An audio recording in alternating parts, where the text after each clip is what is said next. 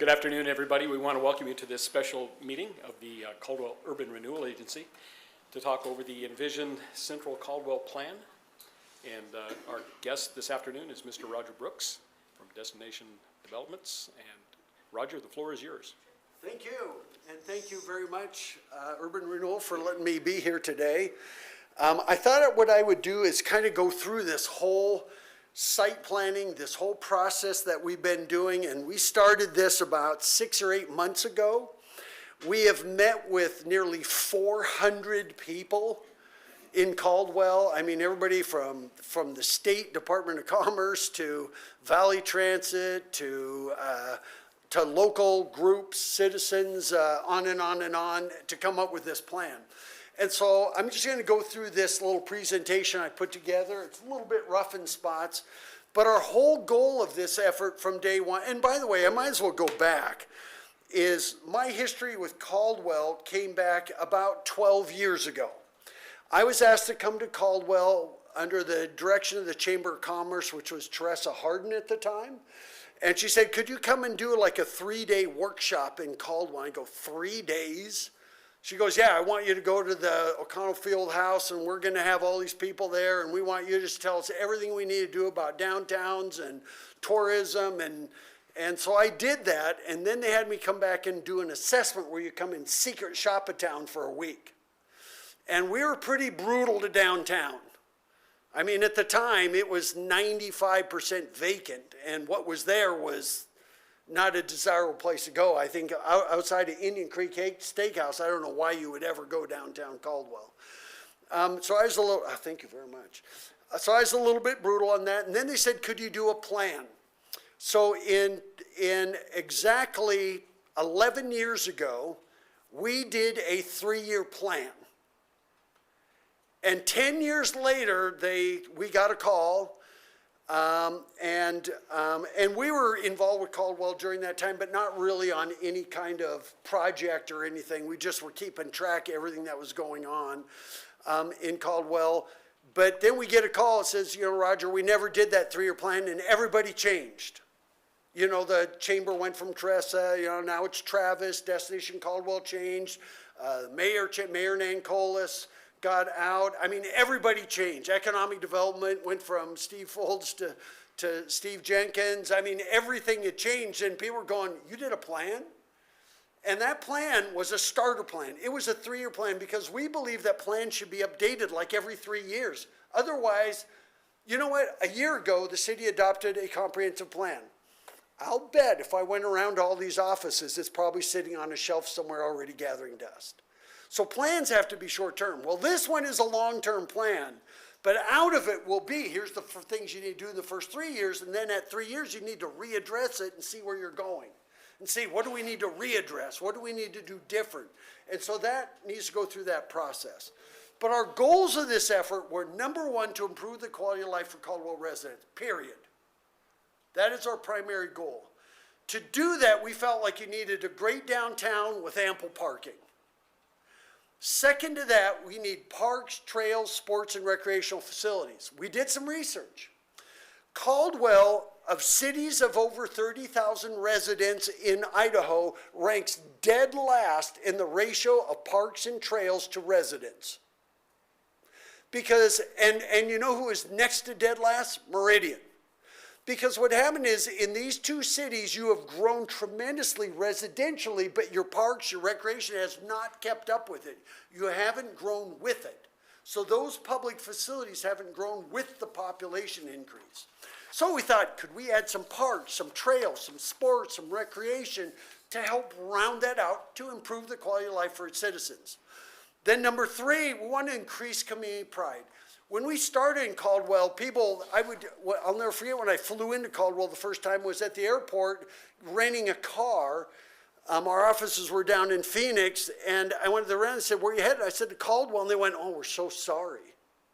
You know, so Caldwell has always been this dregs of the Boise region, and it's really come around. I mean, it's not that way anymore. But is there still some community pride that could happen? Absolutely. And then the 4th thing on this is improve neglected neighborhoods, the ones that need some help, and which you're already familiar with. And so to do this, when you talk about community pride, we think, what is the very first, when you get off the freeway, this concept is if you're coming off of 10th Street on I-84 heading towards Oregon, if you pull down to the bottom of that stop sign and you look across there, you can see the freeway up there, what you can see up here, you can see the freeway up there, but what is our first impression? So I talked to IDT and said, well, could we do some kind of fancy gateway like this? Could we do some kind of neat thing? They said, well, yeah, if you as a city want to do that, we'll work with you on it. So I thought, okay, that's where it starts, those first introductions. So this is just a sample of what could happen there, also showing signs that, by the way, the Downtown Plaza District is turn left.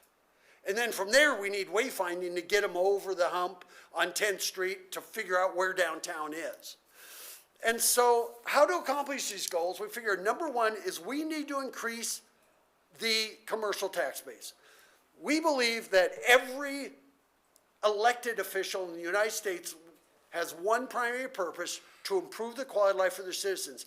I don't care whether you're the President of the United States, whether you're the governor, whether you're a mayor, city council person, a school board, your job is to improve the quality of life for your citizens. Usually takes money. I mean, how do you do the parks? How do you fix streets? How do you provide enough police if you don't have the money? So increasing the commercial tax base over increasing residential tax base would be one way to accomplish these goals. Number two is reduce the leakage. Here's the other place where Caldwell really fails. Caldwell has the highest amount of leakage of any city in the state of Idaho. That was 2 years ago, before we had Home Depot and Fred Meyer and all the big box that you have coming in, D&B and those. What that means is money that's coming into local residents being spent outside the city limits. You had the highest rate of that at any city we could find in Idaho. And that's from the Department of Commerce figures. And so we thought if we could reduce the leakage by adding additional shopping and dining, additional big box development like you have coming in, keeping visitors in town longer would be a great way to do it. And then number three, to do this, can we diversify the industry so you're not just a farming community or a wine community, but you have more things going? It turns out that according to the U.S. Census Bureau, 1/3 of the population in Caldwell, employed population, works in professional services. Architecture, engineering, accounting, high tech, you name it, 30% of them. Yet Caldwell has zero office building space, zero. So does Meridian. If you want office building, people that live here have to go office in Boise or Eagle. And when we're talking about office building, we're talking about Class A, where you walk into an office building, they have a shared conference room, they have a mail room, and they have all different kinds of businesses in that office building. What you have in Caldwell are a bunch of office buildings like where the chamber is. They're really retail, small retail, single office spaces. So we thought, man, if we could get professional services to actually work here without commuting out every day and commuting back every day, wouldn't that be a win-win? It gives you the lunch traffic, it keeps the money in Caldwell. And then number two is to tap into tourism. And I will tell you about that. And number four, how to make this happen is to reduce the traffic volumes and parking issues. And so that is a big deal, and we're going to address that. And then we wanted to create a vision that everybody could jump into for Central Caldwell. And what we're talking about with a vision is economic development, planning and zoning, urban renewal, the city council, Destination Caldwell, Chamber of Commerce, Public Works, Parks Department, that we're all working out of the same plan and working together. And then that will get everybody on the same page, pulling in the same direction. So that's our goals and how we get there. So every single thing that you're about to see came back to, does this accomplish one of those primary goals? So what makes up Central Caldwell? When we came into this, when we were asked to come into this, we had picked out this area, which is 900 acres. And we were in it about a month before we went, you know what? We can't do justice to this plan if we don't go down to the fairgrounds if we don't go up to the Boise River, the Rotary Ponds, we really can't do justice by just keeping this little island there. We need to be part of the bigger community. So we, at no charge, no, we never came back, we changed our plans to that area. So about 50% of our work has been pro bono work because we just knew we couldn't do a good job unless we went all the way down to Linden and all the way up to the Rotary Ponds, and then we even added on up the Boise River. And so now we're talking about 15 to 1600 acres that we're working in. When it came down to it, this is just showing that a little closer. We even added that whole area up there that says Whitewater Park. And this one we just had really a lot of fun with. It was really kind of a pet project. But when it came down to it, you can see Indian Creek right there. Basically from the Fair Event Center all the way to the Rotary Ponds is about 3 miles. Wouldn't it be great if that was a paved walkway, 12 feet wide, paved and biking walkway, all the way from the Fair Event grounds all the way up to the Rotary Ponds? It is Caldwell's greatest natural asset, and it runs right through the middle of the central Caldwell, and most of it is a dumping ground for concrete and garbage. What a shame. And so when we came down to it, we started to say, well, maybe we could create some districts. Maybe we could do this here. I kind of tilted the plan so I could fit it on one screen. And we started by creating 3 districts. And these 3 districts are right here, what you see on your screen. We have the Garden District, which people refer to as Old Town. By the way, we met with about 100 residents of Old Town and said, can you please not use Old Town? It makes us feel like we're the ugly stepchild of Caldwell, and we're tired of it. Sorry about that, that's much better. So I said, why don't we become the Garden District? And they loved it. There are many homes that have done a really good job with their gardens. We have the veterans gardens there, and we have some good ideas for what could happen in this district. So with that, we have the Garden District, we have the Plaza District, and we have the Stockyard District. We did not try to create, and their Steunenberg District already exists. We did not try to infill with more districts. We want to keep it simple, because each one of these 3 things is different. The Garden District is primarily residential. The Plaza District is your core downtown.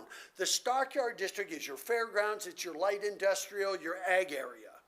So those we felt were worth identifying. We did not want to create more confusion. And so with that, let's jump into what we've done so far. I'm going to start with this, what we call a recreation and sports district. You can see that yellow box on the left, and on the right is a blow up of that box. This is basically going from where Centennial and 84 join all the way up the Boise River, all the way up to Custer Park? What's the park up there? It's not Custer. It's Curtis Park. Thank you. And so we decided, you know, this would be an ideal place for a whitewater park. How cool would this be? It would be the nicest whitewater park in the western United States. And we were involved with the whitewater park in downtown Reno, Nevada, and in a bunch of others on the Truckee River and in other locations. So if I start going into this, and I'm going to go through this one fairly quickly because this is not a high urban renewal project. This would be way down. But if we start looking at this closely, up at the top is Curtis Park, and you can see on this diagram there are like wetland trails, all those little square things are all boardwalks through a wetlands area. There are more grants for wetlands, environmental, and water-related sports than for any other recreation program in the United States. So he said, where can we go that we can tap into outside money to help develop something like this?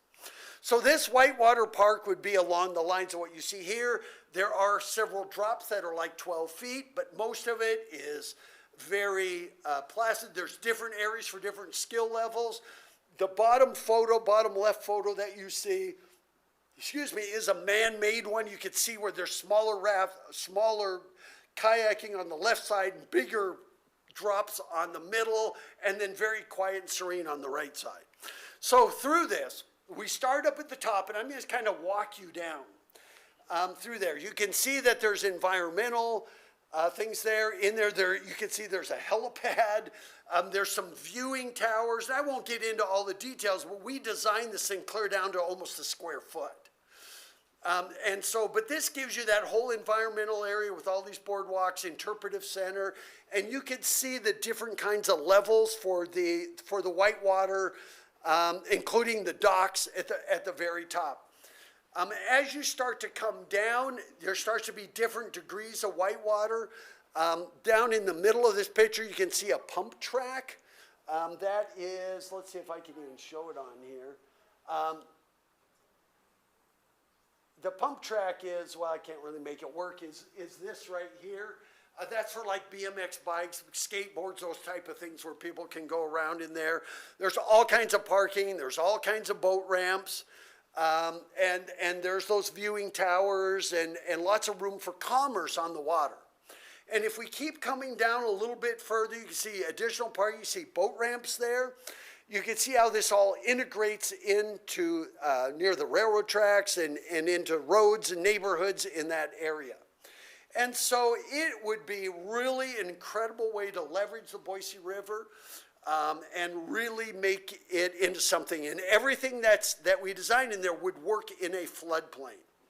If we keep coming down the river, you can see in the middle of this rendering, there's a building there. So this could be a state park. Maybe we design the next state park in Idaho. Or it could be city, or it could be county, or it could be a public-private partnership.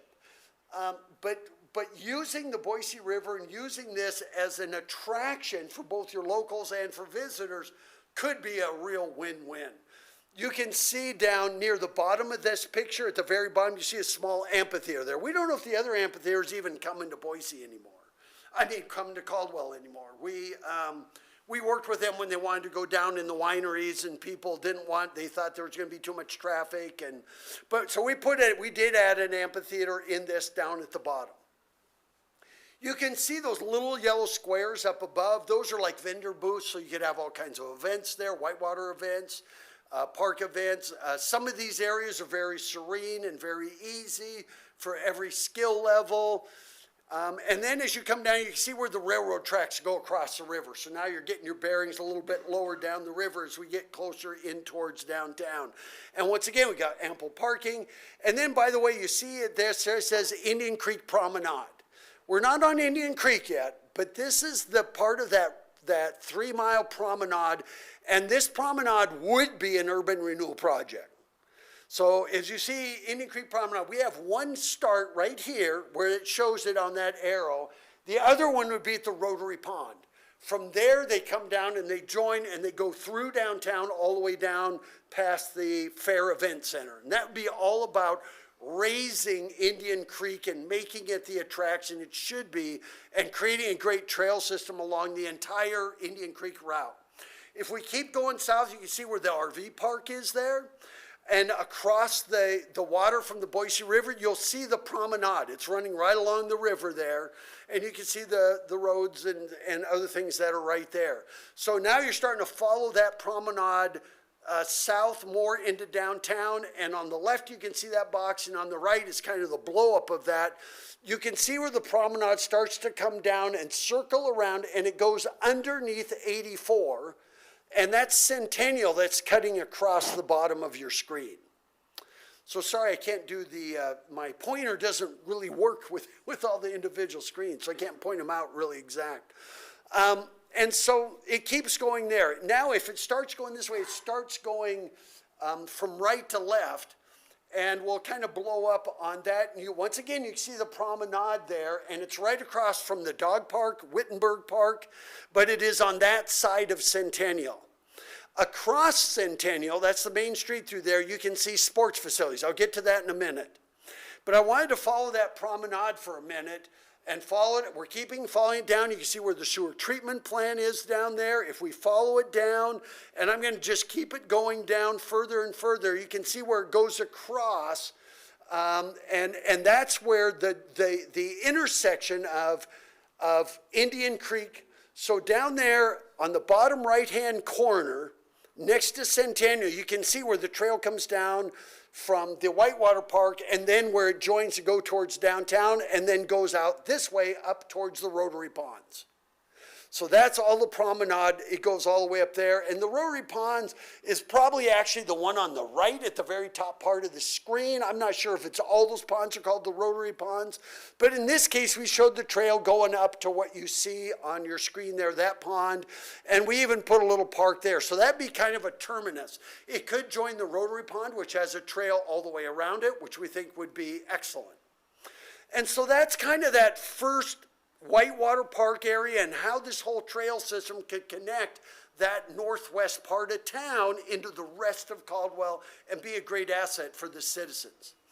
In this presentation, I'm going to give you 10 initiatives, 10 major initiatives that we have so far. And by the way, none of this is a done deal. We have not shown this. The only people that have seen this plan besides our core working group where I met with the mayor and 2 of your city council people today. This is all brand new. So this is not like it's a done deal. And so we do want to hear from you and your input. And I'll tell you what's in it for urban renewal as we go along. The Garden District, you already know. You might call it Old Town, but this is the urban renewal district that we supported with some caveats and that we think is very important. I will tell you early on that I was totally against this because urban renewal is about encouraging new tax base. And in this district, if I was a restaurant developer, I'm not going to spend a bunch of money in this district. It's your lower income district. It is, if I could build a brand new $20 million hotel or a $3 million restaurant, I would probably pick another area of Caldwell. But that being said, my heart went out to these people more than anybody in all of Caldwell. These are good people. We met with like 100 of them, and they want just basic services that the city should have given them 30 years ago. Just basic services. And so I thought, you know what, if urban renewal is going to tackle this, I'm all about it. We got to start somewhere. But typically, it's not what urban renewal agencies are meant to fix things. They're meant to create new things, new tax base. And so, but in this district, so we support it, and this is kind of what it looks like. You can see this sports district there. You can see, everything that we're doing there. We really concentrate. There's the Veterans Gardens. And so I want to start up in that corner with the sports complex. This is what you see right now. That is there right now. You can see the academy right there, and then you can see all the areas up there. Some of it belongs to IDT. Some of it is private sector. In this area, we counted 300 or 400 abandoned vehicles. It's ripe for redevelopment.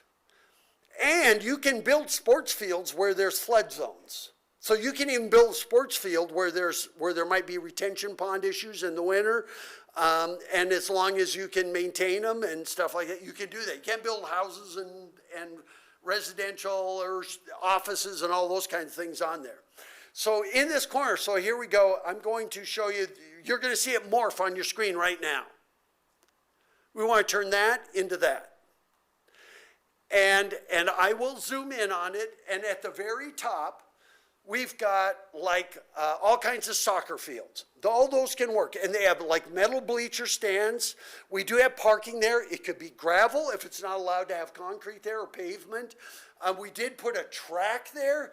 One of the things the college really needs is a track. And we thought we got to get them a track somewhere. And so we put a track in this plan right there. Then down below you can see we have 3 baseball diamonds. I will zoom down to that. These are lighted fields. They would be a great partnership with what you have at Memorial Park. You can start attracting baseball tournaments, softball tournaments. You can see in the middle to the right is a little adventure park. I'll show you a close-up of that. Just below that are a bunch of tennis courts, some small basketball courts. There's all kinds of stands in here, hundreds and hundreds. There's about 400 parking spaces in this area. So it would be a major sports complex. And you can see where it fits into the academy. Right there is this little adventure park. Now, with this adventure park, we're not saying this has to be the final design. This is what you need to build. You know what you could do is you say, right now we want to turn that just into a park. We're just going to make it green lawn. We're going to put some picnic tables on there, maybe a gazebo. And over the years, you start developing it into this nice adventure park or something along the lines of what you see. What we're trying to do is come up with highest and best use for these properties that will benefit the citizens of Caldwell. If we go down further across the street from the academy, we have a couple of softball diamonds. We have a whole pickleball complex there that's got 2, 4, 6, 8, 16 and stadium stands. Pickleball is the fastest growing sport in the United States. So you could actually do pickleball tournaments. Just to the right of that and down to see the kind of the rectangular thing that's got some zigzags in it, that's all archery course. So we have an archery course here, we got pickleball, we got basketball, we've got softball, we've got baseball, we've got soccer. You've got just about everything you have, and it all wraps around the academy, which is really fantastic. I mean, it would end, you just made this whole neighborhood, just to the right of your picture, you just made this whole neighborhood a desirable place for people to want to live and raise a family. I mean, we just changed this whole perception of this neighborhood in that square, just by doing, or that odd shape right there that you see on your screen. When we move into the Garden District, I won't get into this too long because you already have approved this. The city has approved it. We did work with ArcNexus on almost a daily basis. We were in their offices. But we did virtually all the site planning. So that way we were all on the same page. And that's what you already submitted, planned. We have this area. Of course, we want to do a sound barrier along the freeway. And then that area along the freeway between, Denver Street and the freeway, we really wanted to create like an urban gardens and community gardens and all kinds of things on that strip. The homes right across the street there do an amazing job with their gardens and their landscaping. And we feel these people really deserve to have their own park area and really make that a showcase strip along there between the freeway and between the neighborhood. And so there's all kinds of things. There's zooming into it. There's an auto repair shop there. That's in there. Lions Park would be expanded. And if I keep going through this a little bit, pull down a little bit, you can see community gardens, the dark brown, that's all community gardens. Once again, we're in the Garden District. Wouldn't it be great if we had a neighborhood that had a consortium of neighbors that all got together that managed a community garden for its neighborhood? This is about bringing the people here together. And then to the right of that, we have another little adventure park. This is not just a playground. This is a little adventure park for the kids and the people that live there. You can also see where Fifth Street is. You can see where Fifth Street joins up there. We've got some public parking there. And I'm going to show you more Fifth Street. And this is all, and Fifth Street and Chicago are part of this first phase that you already approved. Hopefully we can get this built in the next couple of years. As soon as we get some tax base there to get some funding going there. So in this case, you can see that adventure park there. That would be a really fun, that's more of a neighborhood park than the one over the sports center, which would be used by anybody. You know, so if part of the family's watching a baseball game, part of the kids could go over and play in that adventure park. This is really a neighborhood park. And so, and that might not be included in the very first phase of this project with urban renewal. But that adventure park there would have all kinds of things like you see here. It's really meant to be like climbing gyms and ropes and all kinds of things like that, more than just swings and playground equipment. It has climbing walls in it and everything, and it can be done over a series of years. You build a climbing wall. The next year you build a gazebo. The next year you build one of these walking forts, like the top left photo that you see there. When it comes to Fifth Avenue, in that case, we do have wider sidewalks on both sides of streets. We have a landscape strip. That is a very wide avenue. We need to narrow it down so that it doesn't, so it's not, we have too much commercial semi-traffic in a residential neighborhood. The way to do that is you start narrowing the streets, so I say, I got to find a different way. And so what we did here, we got sidewalks, we got a landscape strip, we have the lane of traffic, we have a center median, and we have that same thing going all the way across 5th. And so if we start on 5th, coming down, as you come down, you'll see right now it is the, what's that, Diamante Restaurant and Bar, or whatever, restaurant and event center they call it. You can see it right there at the top left part of you, but I wanted to really show you 5th Street. And then you can see next to it is their parking lot. But across the street from it is a city parking lot that's full of semi-trucks. Matter of fact, we went into this district about a month and a half ago, and I counted 110 semi-trucks and commercial trucks on city-owned streets and properties in a residential neighborhood. I mean, if this city is short on an industrial place, maybe we need to go create an industrial park. And so in this case, we thought, well, could we do public parking across from the restaurant where that city-owned lot is, and turn their parking lot and turn it into a little plaza. You know, on Saturdays they take the parking lot right over here because they have no place. And so we thought, why don't we create a place? This is not going to have an ice rink. It's going to be just a nice square that has, and I will zoom in on it, but I want to show you 5th Street. Then you can see we have like garden centers. The one thing that was feasible in the garden district was doing a garden center. That might be just fairly shallow and take 3 blocks. So it might take 50 feet deep on this block, then this block, and you could have like edibles and all kinds of gardens in one block. One block might be soil and pots and planters and all those things that garden, and the other one might be street trees and shrubs and things like that. So we take this garden district and put it along 5th Street. That would probably generate more than $1 million in tax base to help refund that URA, because I really don't believe it's feasible that we're going to see major development in this district as far as commercial development goes. And so then you can see there's Lee Jenkins' project is on the drawing board right there. Then up the block, you can see right across from their plaza is we did put in a restaurant there. We think that you could do a really great restaurant there. It's a perfect site for it. People are open for it. And so this is how this could all start to showcase. And so this whole thing, you can see where their plaza is. And by the way, those squares and things you see on the plaza are just like event booths.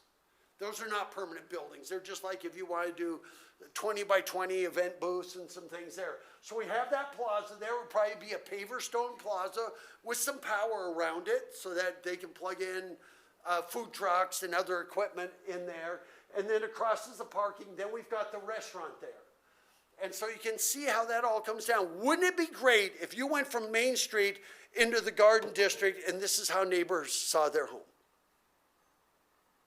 I mean, this neighborhood deserves this. And so that's why we said, you know what, if urban renewal has to take the lead, by gosh, let's get this thing done. Help these people. They're not asking for much. And so I think this would just be incredible for this whole neighborhood, for these residences, and for people to invest in there. We'd love to see more tiny homes in these neighborhoods. That's a huge deal now. And these are 500 square feet and smaller, like what Lee Jenkins doing. I think there's opportunities for that. Some places call them ADUs, additional dwelling units. But this neighborhood could have all kinds of things like this. But now we're incentivizing even people who own property there to take better care of it because they're in a more desirable place. And so you can see there's that project that already has a one property urban renewal district on it. You can see the garden centers kind of there on your screen, just to give you an idea of how this all shapes out. So I'll just keep kind of walking down through it a little bit. Some of these files load really slow because they're super high resolution. But you can see where we've got the narrower traffics and the center medians and all those through the whole garden district. You see where Chicago is and where it intersects with 5th. Now in this, we sat there for probably 3 months trying to figure out how do we how do we get the recycling plants out of there? We really, realistically, we could spend tens of millions of dollars, give them a new home with a rail spur, and then what are we going to remediate in the ground? And we thought, realistically, on the priorities, we couldn't see moving them. You know, because they don't want to move. I mean, their recycling main office, they do a nice job with the landscaping and everything. So we thought, well, maybe we can just somehow help screen these.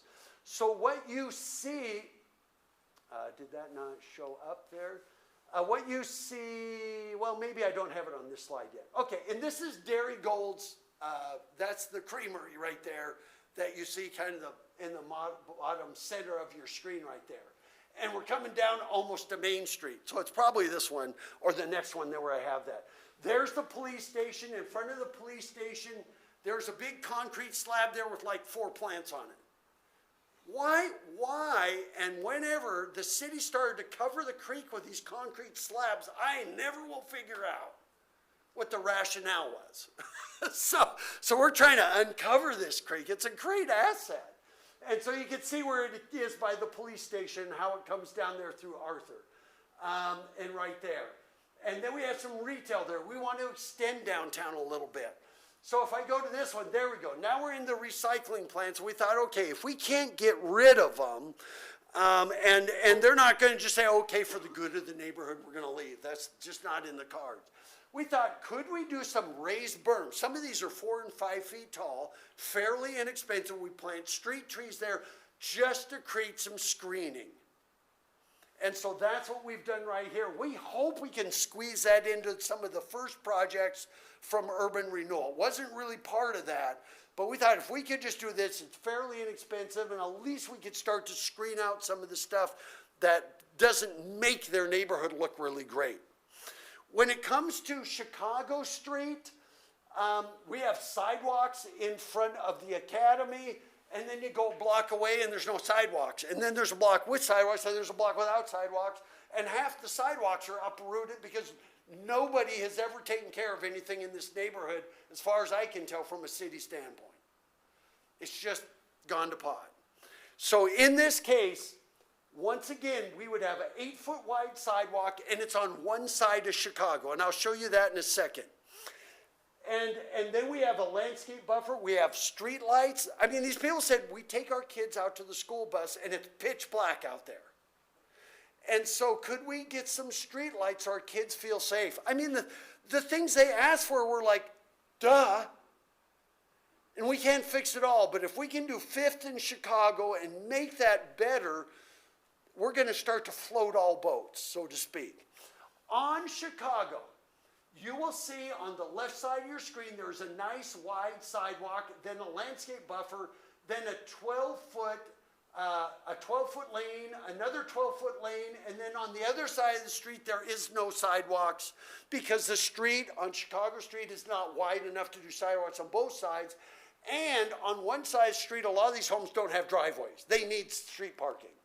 So we didn't want it, so we have one side that could have all street parking, the other side will have the sidewalk and entrances into their driveways. And so if we go through there, show you a close-up, you can see an 8-foot wide sidewalk. So you know what's nice about an 8-foot sidewalk? You could have a parent with a stroller and their spouse or somebody else with them and still fit on a sidewalk and have room for people to go the other way. That's why we didn't do 4-foot or 6-foot, we did 8-foot. If we could have done 12, we would have, to make it pedestrian friendly. This sidewalk would run all the way from 10th to the academy. And if you think about people going to the sports park or coming from downtown, they're going to come up 5th, or they're going to come down Chicago, or they're going to come from Centennial. Why not make it a pleasing experience? And so at the end of the day, there it is. There's Chicago Street. So we have 5th Street, we have Chicago, we have the buffer zones up there, and then we have those barriers. Those are the key projects for the project that's under Urban Renewal that ArcNexus did. I've gone through that plan, and I think it's great. There's not enough money to do everything, but there is enough money to get these things going. We got to start somewhere. And so that's really important. I will tell you that when we first took on this project, You had already hired ArcNexus to do this, and so we went, oh, really? We didn't know. But you carved out a couple areas that really belong in this district, not that district. And one of them is that little notch there would be a nice boutique hotel. And that really is going to benefit from a parking garage and things in the Plaza District more than that neighborhood. However, we're not asking you to redraw the lines or anything. I just wanted to tell you that I kind of struggled with that, robbing Peter to pay Paul. But we need the tax base in that neighborhood to give them the basics. So we're good with it. In this area, we have 3 major projects. That one up there is where the dome churches were. But I'm not sure it's going to be much in the way of taxes because from what I understand, it's low-income housing. So there's not going to be a lot of revenue there. There will be pretty good revenue from that boutique hotel because that's like a $20 to $30 million hotel. And I'll show you what it's going to look like. And then over here, we have some plans over here that will be incredible.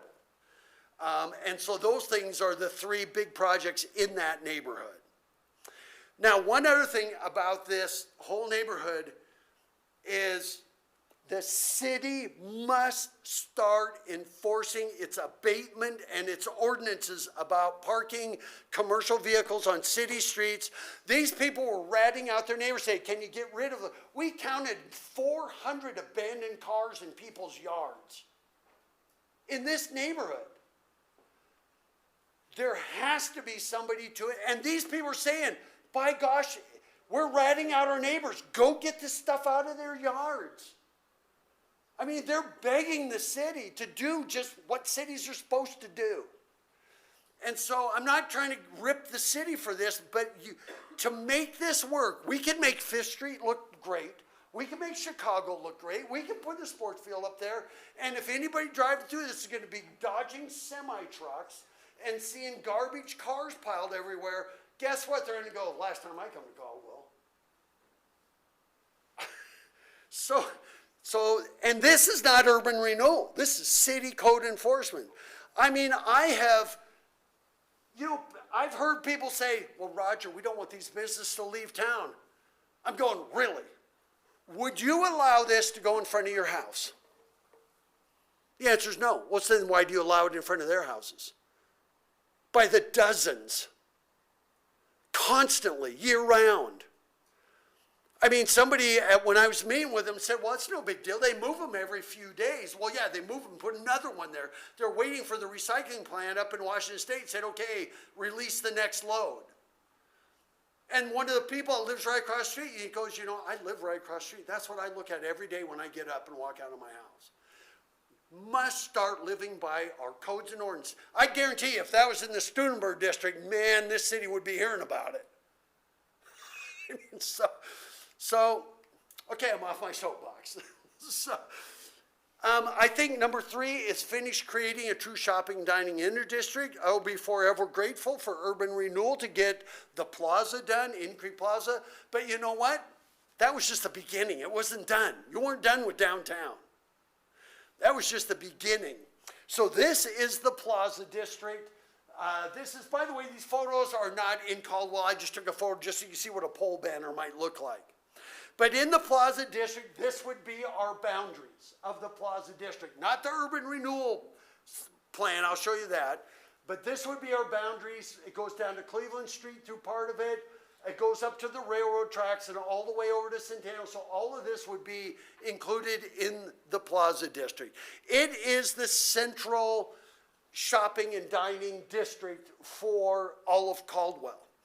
And so I want to start over on the far side by Centennial. And this would be for a multifamily complex, and that is this area right here. That's Centennial. This is Simplot Boulevard at the very bottom of your screen. And you can see I-80, oh, you can't quite see it, but you can see how close it is to the sports park. Can you imagine where it says prime redevelopment area? When you start developing this, all of a sudden we're going to start having infill development that we haven't even designed. They're just going to say, I want to be here. So in this area, I wanted to show you, this is it right now. And right now in here, we counted hundreds of cars, abandoned cars and stuff in there, some homes. I did drive around, was taking pictures. One lady came out and threatened to shoot me. But other than that, it wasn't too bad because I was going around taking pictures in there. But this whole thing is really, really ready for development, given a couple of things that the city would have to do. So now you're going to watch your screen morph from this to what we have designed there. So watch your screen for a couple seconds. There you go. This would be a market rate condominium or apartment complex, mainly rental units. It would give people really easy access to Interstate 84, to Centennial, to the wine country. You're right across your kitty corner from the dog park in Wittenberg Park. You are just a block or two away from the academy. So this here would be all multifamily. It finally gives us a multifamily that's not right on 84. Now, there is one thing about this development. It's very nice. We actually have a gas station right down there on Simplot Boulevard. You know, the whole idea is to have a plan. So if somebody comes to the city and says, I want to build a gas station, say, we have a site for you right here. I want to build a hotel. Oh, we have 3 sites. Here they are.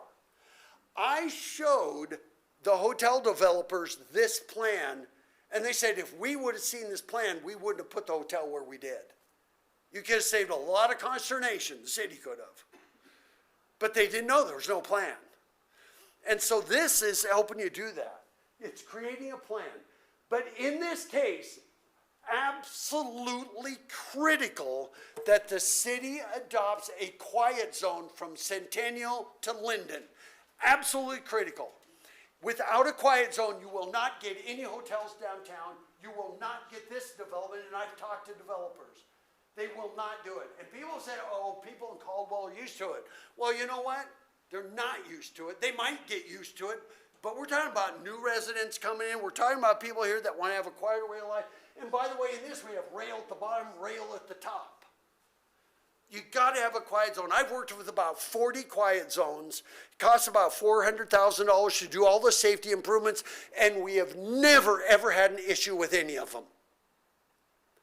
I don't even know why it's a controversial topic. It is so basic to having development come into your town.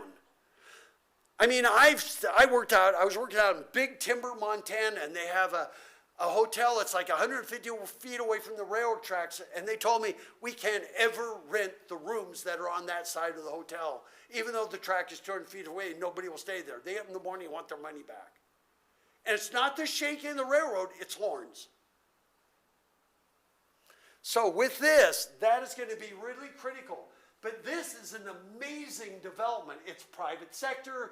We can have, each one of those is about 60 apartments. We've got swimming pools. We've got parking structures in the middle there. Those are shade structures for parking. You can even see we have trailhead parking to get on the promenade. That's the promenade right next to Indian Creek. They've got a pool house there. They've got pickleball courts. I mean, this gives you a whole nother place close to your dog parks, close to everything for numerous residentials. And then we have the gas station right there in Simplot. So it's not in town, but it's on your way as you're exiting town. Perfect location for something like that. Okay? And by the way, we're going to look at school districts and figure out what the, if we add, 300 more residents there, what are we doing to the school district? So we'll figure out what's in what school district. And so that's something that was brought up today. I thought, yeah, we got to take a look at that. So, moving more into downtown from there, the Central Plaza District.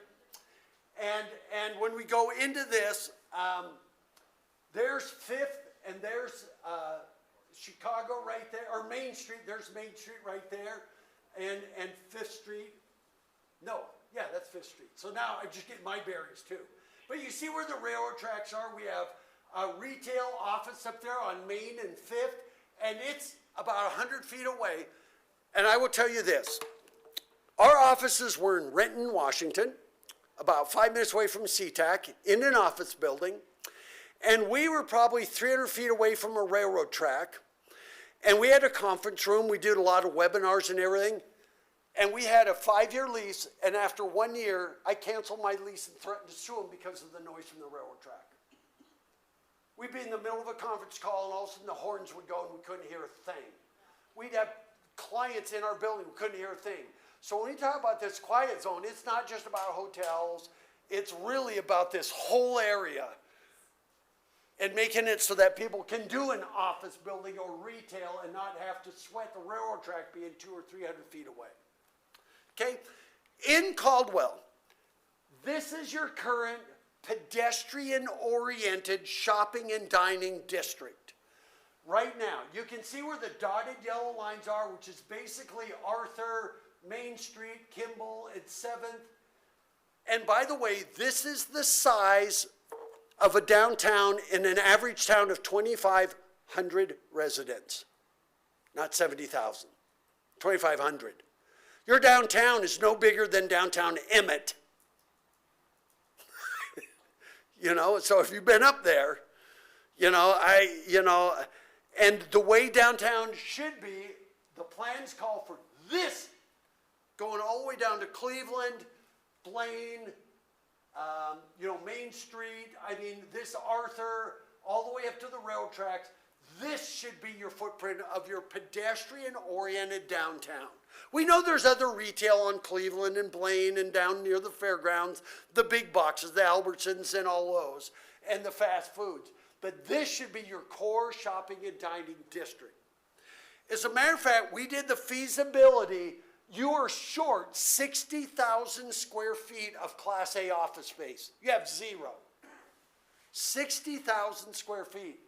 You could use 60 to 70,000 square feet of specialty retail, and all of these shops that you see on there are all feasible in downtown Caldwell. Why does a resident of Caldwell have to go to Meridian to buy shoes? We've seen shoe stores in towns of 3,000 that do exceptionally well. So we thought, wouldn't it be cool if D&B even had an outlet store downtown? So that if they say we have got a bunch of surplus stuff that we're going to take it down to the outlet store. Wouldn't it be great to start tying these things together? And so then we have 30,000 square feet of upper office and upper story residential. Right now, we thought about leasing an office in Caldwell. And the only office space you have in Caldwell would be first story. You know where the chamber office is. That's considered office space in Caldwell. And no offense to the chamber, that's not the office space where you have a shared conference room and you have public restrooms that are shared by all the different businesses. You don't have any. And so when I talked about reducing the leakage of additionally earned money, it's because you just don't have enough. You don't have enough. And so if we go down this downtown, you can see there's a hotel across the way there, across the creek from City Hall.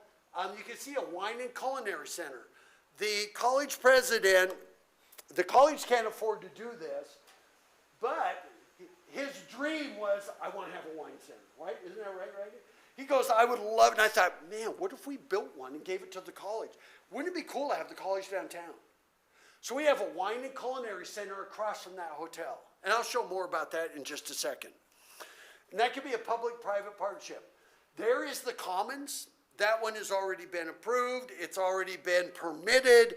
I asked them for higher resolution photos, but I haven't gotten them yet. So these are pretty low resolution. That would be a great addition to Arthur Street.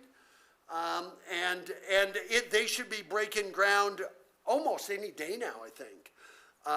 And so that will be a great addition. Once again, pedestrian-oriented, restaurants, retail, and all part of this whole downtown mix. Because when people are in downtowns, they want out of their cars. If we go into downtown, so right now, the main project I have for urban renewal coming up is Indian Creek Promenade. Number 2, 700 space parking garage. 720 to be exact. Right there that you can see. It's right next to City Hall. I will show you another picture of what's there now. And it would have a sky bridge over to a 70,000 square foot conference center, which is where the fire station and the old City Hall is. And by the way, on that site, you cannot put heavy structures there because the creek used to run under there. But a conference center is a big empty box. It can go there. So highest and best use of that property would be a conference center with a sky bridge over Blaine to the parking structure, a sky bridge into City Hall, a sky bridge into the hotel next to it. And by the way, that hotel that you see right there, and I will get to hotels, they will help pay for the parking garage because they're going to have to buy parking in that parking garage. The other, sorry, I'm not always on this microphone. And so, the other hotel across the way would have like valet parking. It's an upscale hotel. And so they would valet park. The guys would run across the bridge to the creek and they would still use part of the parking garage. Even the commons could say, well, geez, we don't need parking. We'll help pay for some of the parking in the parking structure. So that parking structure, even though it will be public parking, will have some condominiumized parking for downtown developments. So that'll pay for a lot of this parking structure. And so there you go, kind of there. We can see up there where the train depot is still going to be used as a depot for buses and shuttles. And I'll show you that too. If we go there in front of, you can kind of see where the Star is. That's where 7th Street kind of dead ends down there. We wanted to put a vineyard there, but we're not sure if we can get the wine country to come up here and be part of it and take care of it. But that's that area. So right there, and once again, you can see the promenade, you can see the park structure, you see the conference center. And we're not asking Urban Renewal to pay for the conference center, by the way. And I'll show you that in a minute. When we go in here, we got the post office. Behind the post office, back there on Main Street, I hardly ever see a vehicle back there. I thought maybe the post office would lease or sell this little back part of this if they're going to stay there. And then we can put additional retail on Main Street. Right there. We want to keep Main Street growing both directions. You can see, by the way, if I go back to that, that restaurant, it says restaurant there, that's that empty spot that you guys own 2 of the 3 lots there. So Steve Jenkins, before he left, said that, Roger, they've got a good bite on somebody that wants to develop a restaurant there. We're not sure exactly where it would fit there, if they're taking up all 3 lots or 2 of the 3 or what, but we thought it's a perfect place for a restaurant. We did have a transit thing there and we took it out. We said, why don't we use the depot for a depot? So we already got it, the city already owns it. If we keep going down, you can kind of see how that all flows now. You can see where the transit shuttle center is up at the top. So buses could go up there behind those buildings in there and then drop people off, and that's a 1-block walk to the plaza, to Main Street, to all of those things. Okay?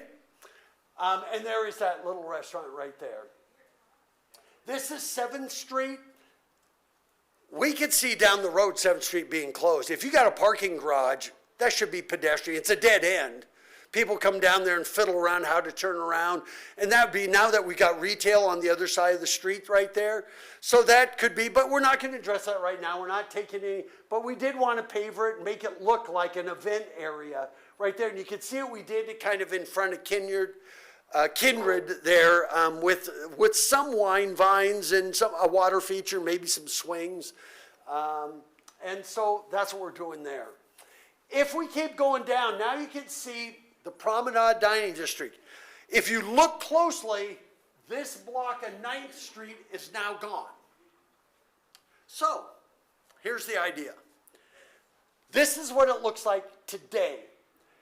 Right here on the creek, that is Keystone Pizza. If you look under Keystone Pizza, the floor is literally caving down.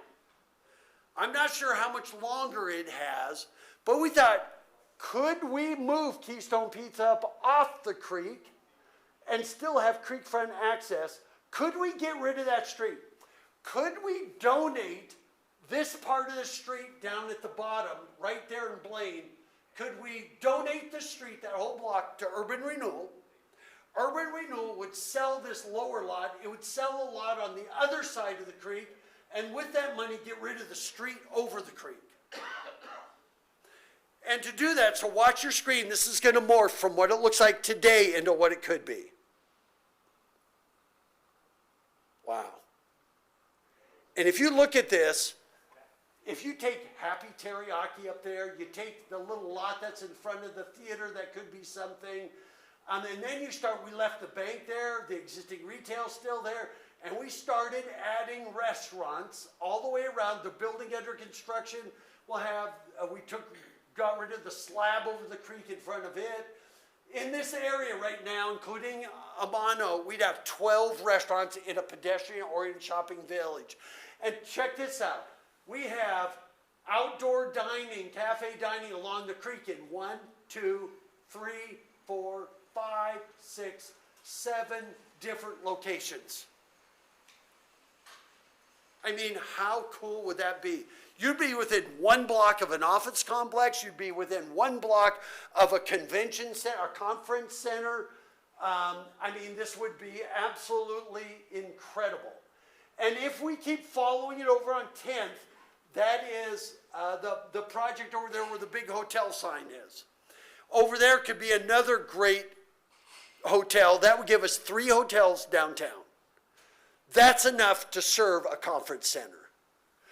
And so, with that, this is Bob Jenkins' building. He now has offices there. We thought that would be an ideal place for 4 or 5 stories of an actual, real Class A office building. It's easy access from I-84. It's right off of 10th Street. It's right behind the movie theaters. It's within a block of all kinds of lunch restaurants when we developed this thing. So that would go right there. That would give us 60,000 square feet of Class A office space right in the middle of downtown. How cool would that be? And then number 4, while we're at it, we do want to get that wayfinding system. We want to thank Urban Renewal. You basically provided the funds for this. These signs will now start going up in the next couple of months. As soon as we get the ground unfrozen, if it hasn't even frozen yet, there's been no snow. But these signs that are over at Public Works will finally get out there. Some people say they're not perfect, but you know what? You got them, you own them, they're sitting there. By gosh, let's put them up. And so that's going to happen. Destination Caldwell is taking the lead on that. We're excited to see these things get up. And that will really help because I got to tell you, there's a lot of people that come off the freeway, they have no idea you even have it downtown. You have little tiny signs that say C for Caldwell, you know, up on the street lights that I never even saw the first 6 or 7 times I came into downtown. I mean, you have no directional signage. And then number 5, we want this town to get into the tourism industry. First of all, remember we said diversify your economy. It is Idaho's 2nd largest industry behind agriculture. It is the fastest growing industry in Idaho. Tourism brings in $5.8 billion a year to this state. It creates 55,000 jobs, $438 million a year in state taxes, and then state and local taxes generated because of tourism would cost every resident another $650 a year if you didn't have it. That's Idaho. Talk about Canyon County. It is a $200 million in visitor spending in Canyon County. 1.3 million in local taxes. 14 million in state taxes. 2,700 jobs. Overnight visitors, by the way, spend 2.5 to 3 times more than day visitors. And look at this. Here's a comparison. Overnight stays in Ada County, 6 times the spending that you have in Canyon County. You know what? You already have tourism. Here's your tourism. Let's see, I think I'm going to drive down to Caldwell. I'm going to find that skating rink. I'm going to go on the skating rink, and I might have dinner or something, but then I'm going to get right back on the freeway. That's the good tourism you have. You know what the most of your tourism is? Let's go to the rodeo. We're just going to go down 84. We'll hop off on 21st. We'll go to the rodeo. We'll hop back in our car and get back on 84, and we're gone. That's most of your tourism. Number 1, you don't have hotels. I got to tell you that the city and Destination Caldwell funded us $160,000. This was not a small project. And we've spent more than $10,000 staying in places outside the city of Caldwell. It breaks our heart. It's a shame that $10,000 of your money is going to Meridian and Nampa because you don't have any quality lodging. No offense to the Holiday, the Budget Inn, the La Quinta, the Best Western. When we did our plan 12 years ago, we stayed at the Best Western in Caldwell. But I gotta tell you, you don't have conference quality hotel accommodations. And so it just, man, so when we talk about quick tourism facts, top reason for travel is visiting friends and family. You have 70,000 people live here. When friends and family visit you, where do you take them? You taking to 8th Street in Boise? See what I mean? Where are you taking them? Number 2, the top activity of visitors in the world, not the reason they come, but the number 1 activity when they arrive is shopping, dining, and entertainment in a pedestrian-friendly setting. You want to see it? Head up to Ketchum. Head up to Sandpoint. Head into downtown Coeur d'Alene. I mean, I could start naming it, head them into each street in Boise. I mean, I could keep going down the list. That is where 80% of the non-lodging spending takes place. I used to teach for Disney Institute. That's why there's a downtown Disney outside of each of its parks to get to 80%. In Caldwell, I don't think you're getting 20%. So we're not talking about overrunning Caldwell as a tourism destination. We're talking about, can we get the people that already come here to spend 2 more hours here and stay for a meal or spend the night? It's a shame when all those vendors that are at the fair and the rodeo are staying in a different city. And they come out to Caldwell every day. 70% of it takes place at 6 p.m. And then think about conferences, trade shows, October through March, Monday through Thursday. I did speaking for a living. You know, I've keynoted at the Main Street, Idaho Main Street and Idaho Tourism Summit probably 10 or 15 times. And we're little towns of Burley, and we're a little Best Western, and we're having meetings in restaurants and everything because there's no, I mean, there's 140 or so associations in Idaho that move all around the state, like the Automobile Deal, the Idaho Auto Dealers Association, Potato Growers Associations, you name it. And you know what? This time I thought, you know what? I'm going to stay right next to the Nampa Civic Center. I'm at that Best Western this week. And I got to tell you, I went to the Best Western. I said, you know this Civic Center right next door? Do you see much business from me? He said, there's hardly anything that goes there. It's mainly local events. It's a Civic Center, not a conference center. You don't have any competition. Overnight visitors, 2.5 to 3 times more than day visitors.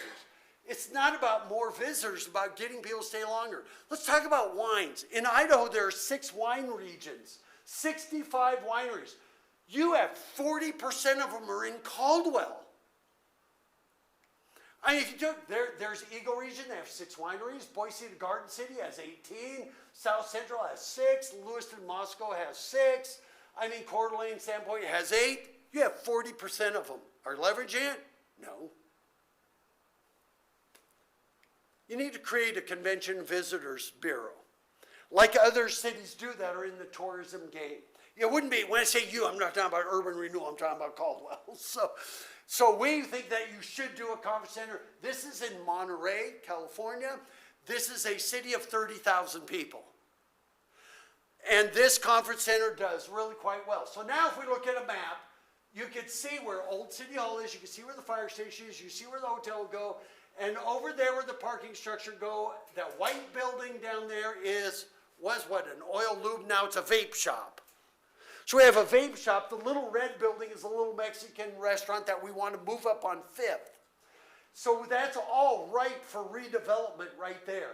So that's where all this could go. And that's what it would look like.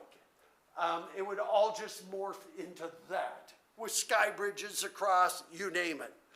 And so this here, it works. These are great places. And they're not that big and they're expensive, but they're absolutely a huge return investment. This is Sequoia, which is a town of 25,000 people.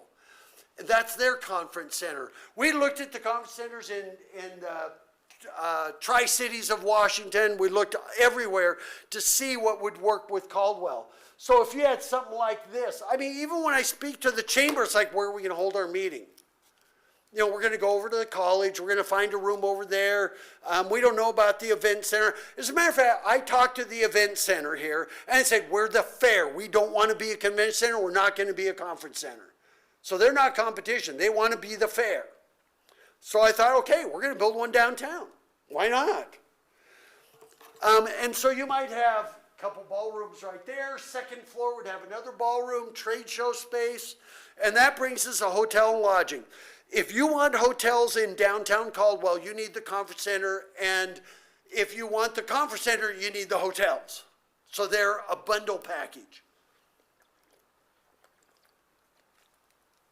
Sorry about that. And so let's talk about hotels. This would be about 140 to 160 room. This would be a full service hotel. It would look along the lines of something perhaps like that. That's Rob Pilot's piece of property across by the chamber office, right back behind it. It would have a full service restaurant. It would be a full service hotel. You can see there's outdoor cafe dining there. In front, it'd be right on the creek. It would have parking across the street, across the creek from it. It'd be right on Blaine. So something like that would be a flagship hotel for downtown. If we take this hotel that's right next to City Hall, now you can see the sky bridge going over into the parking structure, and from City Hall, you can see where the sky bridge would all be through there, going there. That hotel would be like this. And that is a 93-room Holiday Inn Express. I already talked to the Holiday Inn franchise director for this region, happens to be one of my neighbors up in the Spokane area, and he said, if Caldwell builds that conference center, we might want to even run it. You let me know if that's going to happen, we're in. And we will help pay for that parking structure, because that would be our parking. And so it might be something along that line. If we go across the creek, this one would be much more upscale. It would be right next to the Wine and Culinary Center.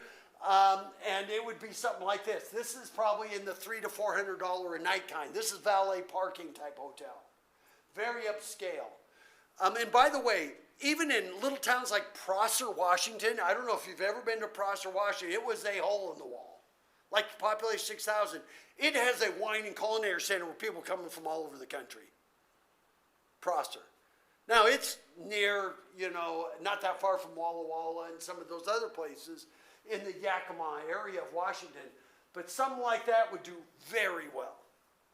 So when we talk about tourism, your current tourism assets, Science Hope Wine Trail, Indian Creek Plaza, Caldwell Night Rodeo, Canyon County Fair, the event center. We could talk about the college, it's football, it's basketball games, those things. But new assets would include the Caldwell Sports Park. It would include the Whitewater Park. When that gets built, Indian Creek Promenade would be, I guarantee you, I have talked to probably 100 people live in Caldwell that say we go walk the creek in Nampa and in Boise. Because we can't walk in Caldwell except for a block.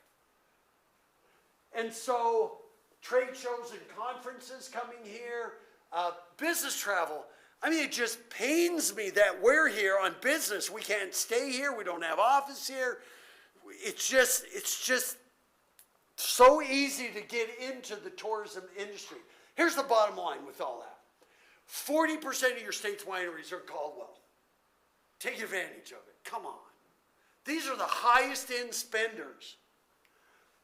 And with 400 hotel rooms and 70,000 suite conference center, your tourism spending would be $600 million a year, up from right now less than $200 million. 600 million, and that's us crunching the numbers of how many hotel rooms, what an average overnight visitor spends, what an average conference attendee spends, the average number of days of conferences. $600 million a year coming into Caldwell that you don't have now.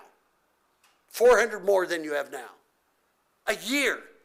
This is without overloading parking and running in. This is not getting gazillions of visitors. It's getting people to come here and stay a few days.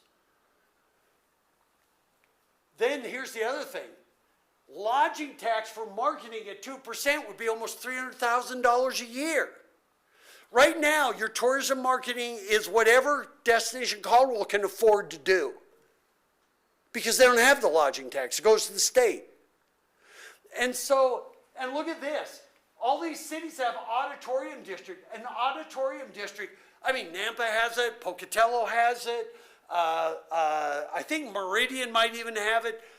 That would generate $700,000 a year. That's how you pay for a conference center. By the way, this is not costing your locals a dime.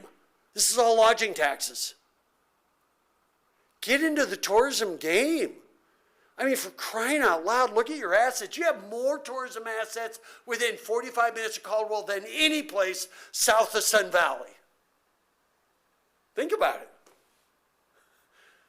And we've worked out in Mountain Home. We've worked in all these towns. You've got it. So that brings us to the promenade, Indian Creek Promenade. This would be 12 feet wide.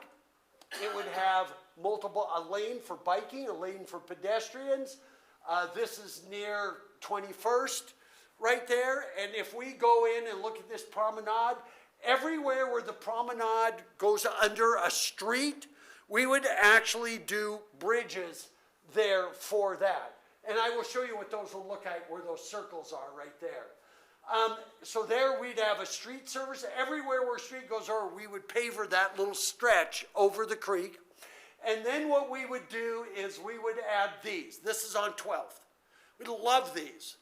And we thought, man, everywhere the street goes, remember, we want to make this the front and center. Remember, this is going to spur development all the way from Rotary Ponds all the way past the event center. All of that will become prime real estate. Right now, it's just a dumping ground. It changes everything. And so doing this would be really cool. Even so much so that we went and redesigned the city logo. By the way, we did the original one that's behind you.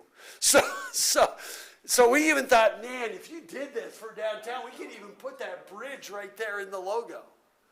And so when we do this, you know, there's all these, I'm going to show you a blow up of this area right here. All along this trail, we've got restrooms, we've got benches, we've got little parking areas and park areas. This shows you a 10-foot wide one. The one we would do would be 12 feet wide. So plenty of room for both biking and pedestrians. That was really important for this. I think it would be one of the coolest things ever to go get a bike down there at the event center and ride it all the way to the Rotary Ponds. The only time I'm going to be off the bike is when I'm right in between, basically between 10th and about 5th, you know, because that's so pedestrian oriented. You probably can't bike through there unless we're on Blaine or something. We're still working on that one. But if I zoom in on these things, you can see where we have parking, trailhead parking there. You can see where we have picnic benches. Those 2 square boxes there are restrooms. They're small little single holers. And so you can see we've got all these seating areas. We bought trailhead parking. And we always tried to stay out of residential. But even if you went in, and I've worked on many trail systems where we're going through somebody's backyard. And the way I've done it in the past is I would go to that residence and say, tell you what, if you will give us an easement through your backyard, we will clean up the creek. We will give you a wrought iron fence with a gate so you have access out there. We'll even help you landscape your backyard to create some screening and everything. And we will give you will now have creekfront property. That will be decorative. It won't be just a dumping ground or overgrown. It will actually be nice. So there's a way to do this. We tried to stay on commercial sides wherever, so there's lots of bridges going in and across the promenade. If we go into this one, you can see different areas right here. The one on the left is, you know where the cell tower is off of 21st, you know, kind of back in there. We walked back in there. We actually went underneath the bridge. I could walk underneath that rail bridge there. And we created a little lookout on the corner. But right now at the very top on the right, you can see it's just a dumping ground for a bunch of concrete. All that lie is going into the creek. And so we went down to Walmart in Nampa, where they have the creek and there's trout in it. Your creek, I can't even see through it. So there might be some settling ponds we need to do, but just by cleaning this up, it could be an incredible asset. I mean, that's where this picture is. That's where we got our inspiration from for this rendering right there. Here's another one, trailer parking. Notice the whole picnic shelters. Can you imagine the kind of development that will take place on look at all that side. Look at all the stuff it would just redevelop. Residential, commercial. I mean, you're just creating an incredible environment for all this stuff to take place. This Sportsman's Warehouse right there, quite frankly, I don't think it's be Sportsman's Warehouse. You know what I'd like to see in Caldwell? Trader Joe's. And that would be over on 21st. All the big box does not have to be in Sky Ranch. There's no reason why some of it can't be over here on 21st. We'd like to tie these two sides better. And so that's right down there near the fairground. I'll show you all that. We're kind of moving down that way. That's 21st. You can see it there. We're in the Stockyard District. The city parking lot is right there. But you can kind of see the whole, where that could be big box retail there. It might even have some restaurants on the corner. You see a restaurant on the corner there. But this whole Indian Creek could be incredible. Incredible. Just an amazing asset for everybody that lives in Caldwell and for anybody visiting Caldwell. But if I go back to 21st, and you can see we have a restaurant there, a restaurant across the street. There's the new hotel, bottom center there, kind of to the left, a restaurant from that. Now, in downtown, we want to create a zoning overlay that does not allow chains and franchises. We want to make sure downtown stays organic to Caldwell. But out here, no reason we can't have an Olive Garden or a Chili's or a chain restaurant. And there's no restaurants over there. I mean, there's the one, what is it, Sportsman Grill or something, you know, over there where the auction yards are. But there's really, I mean, unless you go over to McDonald's and Taco Time and those. We really don't have much over there. But right there across from the hotel could be that. And so there is the RV park. The city owns that parking lot, RV park. Create a little park along the creek right there so the people that are staying there actually have a place they can go recreate with their kids or hang out. You can see the promenade. Notice how the promenade, right here is the event center. So there's the football stadium. Here's the event center, it's right over here. And so you can see how the trail starts going through these neighborhoods, even down beyond all these. Now these people might be used to the railroad tracks. They might say, well, we're used to it, we're okay, you don't need to do a quiet zone. Well, we're talking about, you know, I think they would like their quality of life would greatly improve without horns going. So that's why we did the quiet zone all the way to Linden. And so with this, you can see how the trail just kind of keeps going. And by the way, this is a canal that goes across over kind of behind the fair event center. But if we go to this little area right here, right now what you see next to the railroad tracks, right now it's way worse than that Google picture. There's a bunch of trucks in there with blown out windshields where people throwing bricks through them. It's just a garbage dump. Caldwell has too many of these. And so you're going to see, watch on your screen, I'm going to morph it to what it could be. And so we have some waterfalls in there. You could have all kinds of cool things there. The one tough project is we got to go under the railroad tracks. Now, I talked to the railway, and they said, well, you know, Roger, you could do a pedestrian bridge over the tracks. But to make it ADA compatible and everything, and where would we launch it from one side to the other? How do we tie it together? It would be more expensive than just building a tunnel. So we'd have to tunnel under there so that we could get people, because they do not want people walking across railroad tracks, understandably. Okay? So that is our one challenge of tying the promenade to, and that's not even Indian Creek there, that's the canal that goes over. And so with this, it keeps going, but can you imagine now how this on the right would be redeveloped, how that on the left, by just creating this promenade, creating these green belt walkways and everything, you're going to open this up to hundreds of millions of dollars of new commercial and residential development because it'll be desirable. When it comes, I'm almost down. When it comes to the rodeo, when it comes to the county fair, the rodeo grounds, and the football and baseball stadium, there was a master plan done, 6 months ago for this whole area? Unfortunately, I went to the prior mayor and said, Mayor, I'm really sorry. All they did is rearrange the 3 ball fields. You need to throw it away. So we redesigned it. So we went down to the fairgrounds. We met with the fair, the rodeo, and the college without property owners to figure out what could we do here to make this work for the users. This is the only fair in the United States that's owned by 2 different municipalities. I mean, it's just dumb to have the city and the county in there. With the city owns this parcel, so you got to talk to them. The county owns this parcel, so you got to go talk to them. And we have this going on. And so we totally redesigned this. I got an email from Diana this morning that said, Roger, I like this. You're right on the right track with this. And so you can see how we kind of redesigned it to make it work for the users. As a matter of fact, where the, Reagan hasn't seen this yet, where that, the, yeah, what is it, the drugstore? Oh, Rite Aid. Sorry, Ophelia. Where the Rite Aid is, we thought, would they donate to the college? So we put the track right there. We'd have Wolf Field, we'd have the stadium, we'd have a track right there. Would they donate? Could you make a good deal for it and put that track right there? Be right on Plain, and be right next to the fairgrounds. We could do a bridge across the canal. I mean, really cool. So that's, we don't know, but we're saying, well, this could be a good use here. If not, we got you covered over at the other sports complex. And so with this, there's kind of a close-up of how just the county fair would work. And basically the buildings you have, like the field house, the other covered buildings that are up there by the rodeo grounds, would be redeveloped down in this area. So this whole thing is all county fair. All county fair. And so, and that includes like this parking lot. So there's the rodeo grounds. So the rodeo would have all of this. And so there's the city parking lot right there. And so that brings us to the Stockyard District, our last district here.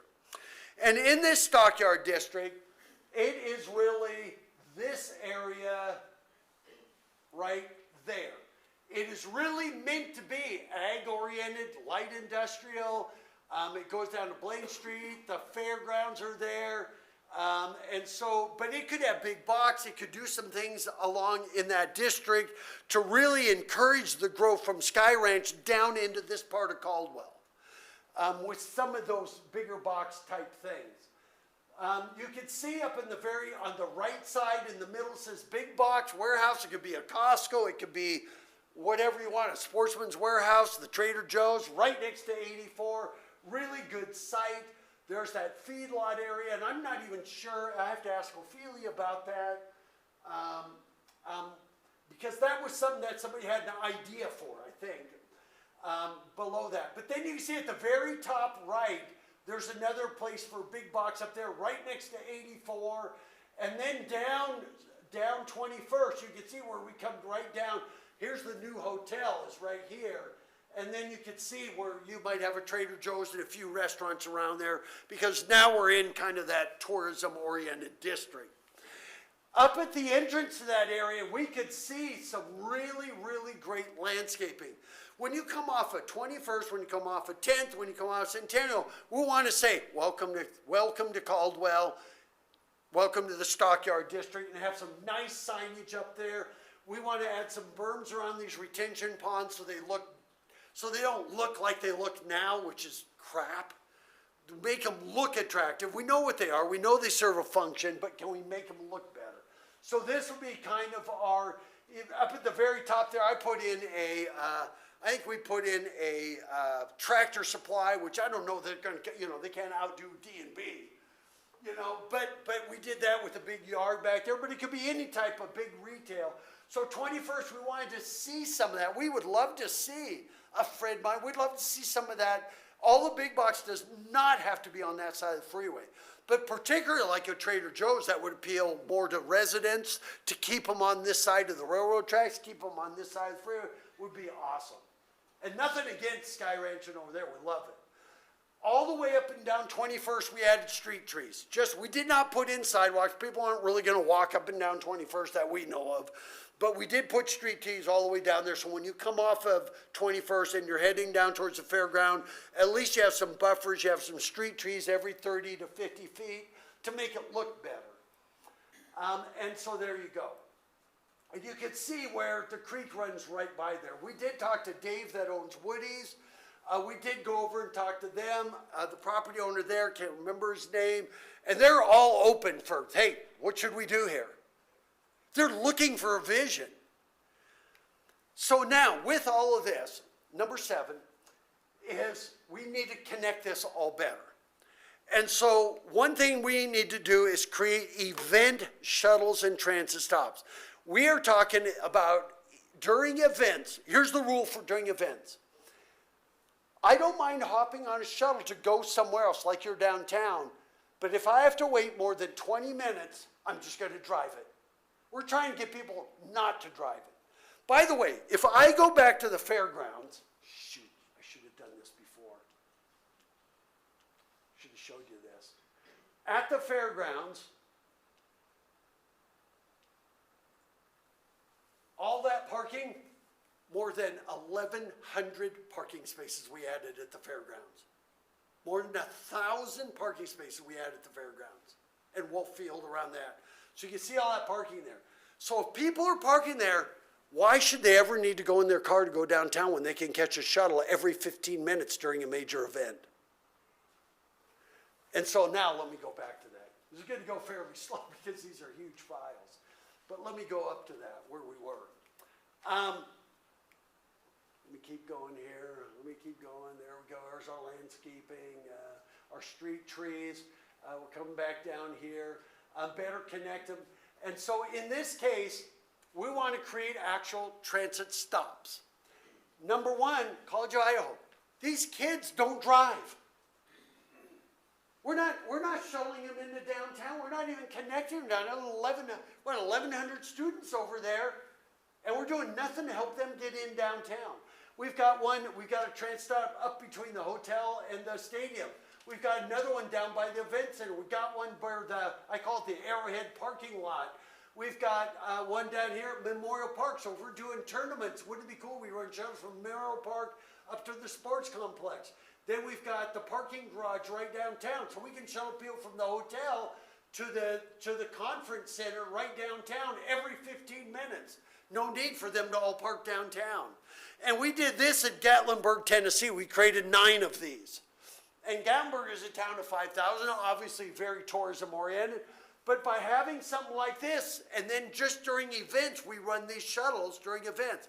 And these could be shuttles like these. These things cost like $35,000. Most of them now are natural gas powered. And so they're quiet, they're not diesel. And you run these just during events. You'd run them and we talked to Metro Commuters and Valley Transit, and both of them said we'd be delighted to run those. They said, how can we be a partner? And so we thought something like this, it's part of the experience. And now we're connecting tens of thousands of people going to football games, going to the fair, going to the rodeo, to your downtown, to your to all these districts, to your hotels that are downtown, you name it. You'll finally be able to connect them.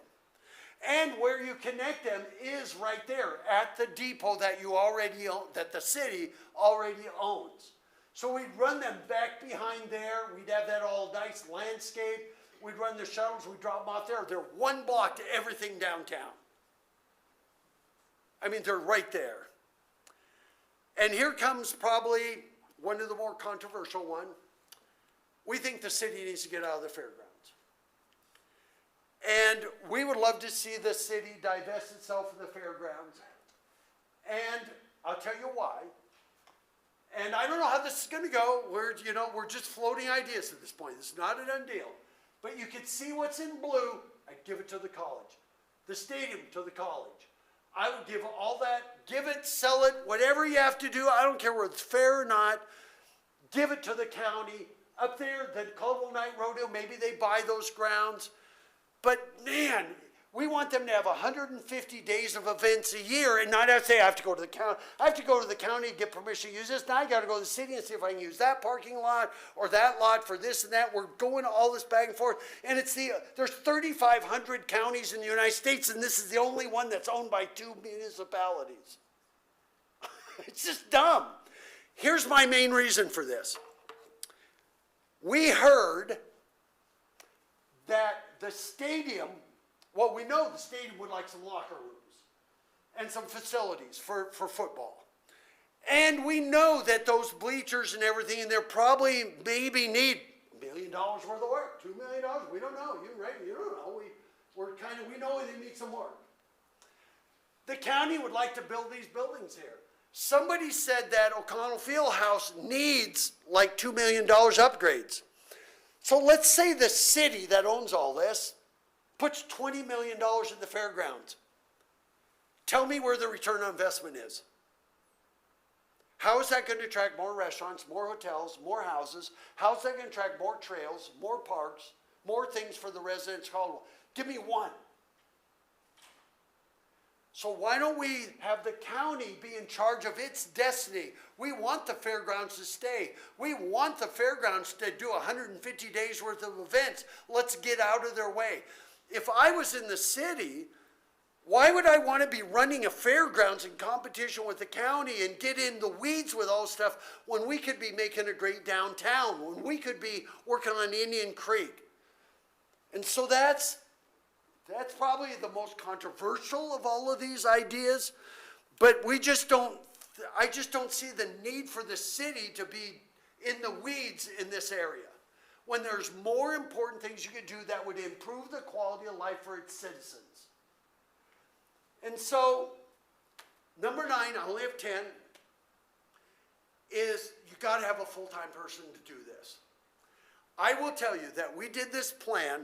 We have worked in 2,800 cities, in 45 U.S. states, in all 10 Canadian provinces, and over in Western Europe and Scandinavia. And out of these 2,800 projects we've done, I can't take one iota of credit for Indian Creek Plaza and what you did in your downtown. It's easy to come up with an idea. It's a whole different thing to implement it.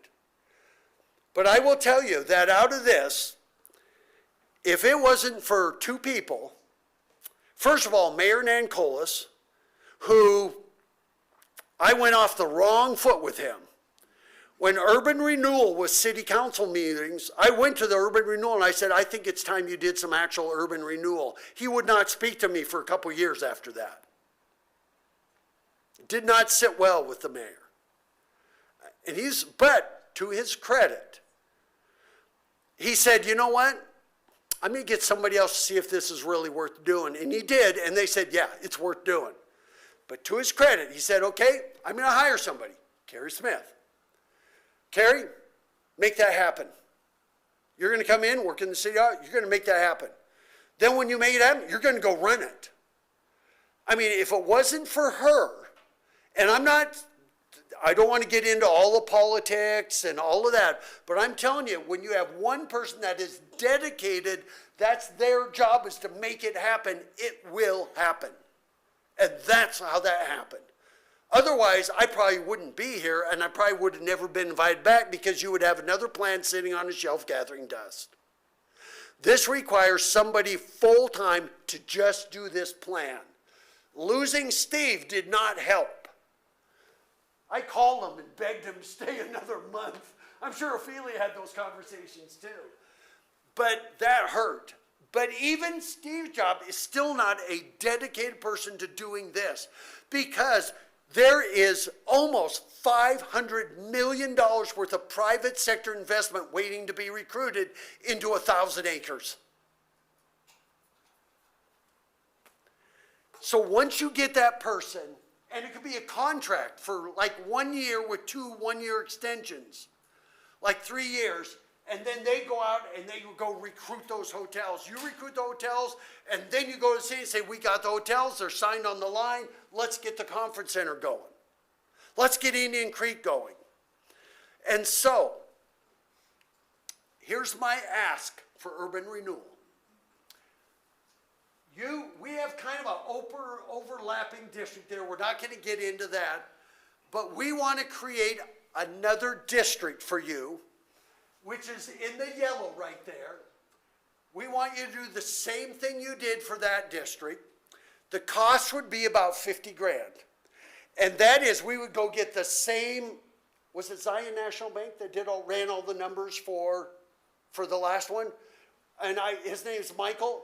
I've already contacted Michael, said, how much would you charge to do this district? And he said, if you'll help us with it, we want to do the same thing for this district because it has like 400 million of the 500 million in it. And so we need somebody to help us run those numbers so we can actually put numbers to this.